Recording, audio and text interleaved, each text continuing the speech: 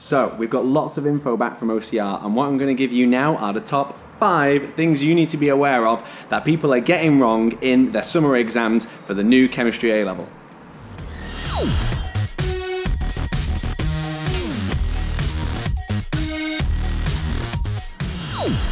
So coming in at number 5. Number 5 is absolutely clear from them. It's the way you're drawing organic molecules. So it's anything from a curly arrow not starting from the middle of a lone pair to skeletal having too many carbons. You've got to make sure that your formulae are written properly.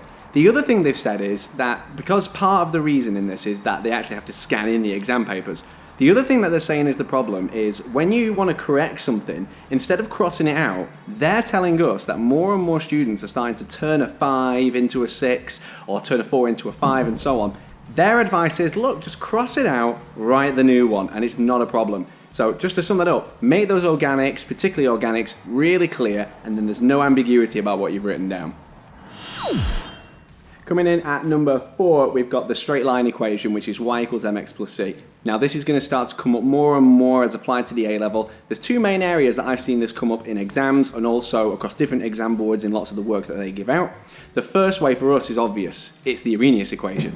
And so with that equation, we need to know that the gradient of our line is minus EA divided by R. And you can obviously get the activation energy then by timesing by that gas constant, which is on your data sheet. The other one that's a little bit sneaky is in the delta G equation.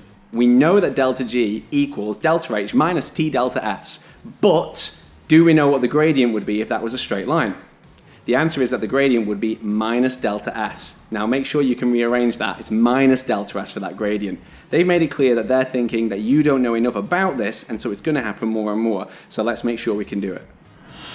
Number 3 is definitely an upper sixer. This is right at the end of the upper 6 course. It's organic spectra. They've said that it's not always clear what you're actually trying to explain when you label up different parts of a spectra in the written answer section. Their tip to you guys is label up the spectra as well. Now that's not instead of, that's as well. So circle up things in the spectra, that's infrared, that's also NMR. Circle up what you think is going on, what functional groups are present and so on, and it introduces more clarity. They tell their markers to always go back and check the spectra as part of the question for anything that you've labeled up there. So make sure you're aware of that. The second most important thing that they have passed on to us that they're learning that you're doing more and more often is data. You've got to make sure that you're tabulating data nice and clearly. If it's writing up experimental stuff that they give you, you've got to make sure you put it in data tables with correct column headings, including units. Don't put units all the way down, just put them at the top. So for titrations, for example, you would make sure that if you put initial reading and final reading, that you put slash centimeters cubed in there. Then you don't write it after every number. The other thing related to the data and numbers is they're saying you're rounding up too early. Now I have a big issue with this throughout the year anyway, but you need to make sure your answer is going to a point. So 4 sig working out for a 3 sig fig answer. Their top tip to you is exactly what we would always say.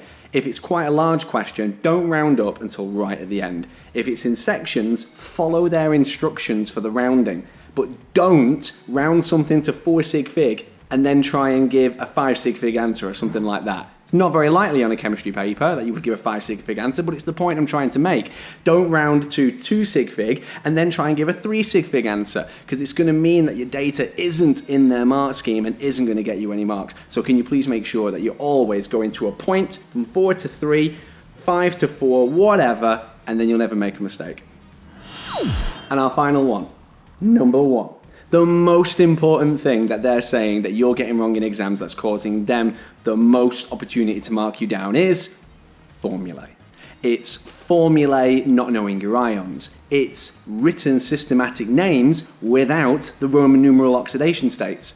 So complicated examples of that can be something like iron 2 chlorate 1.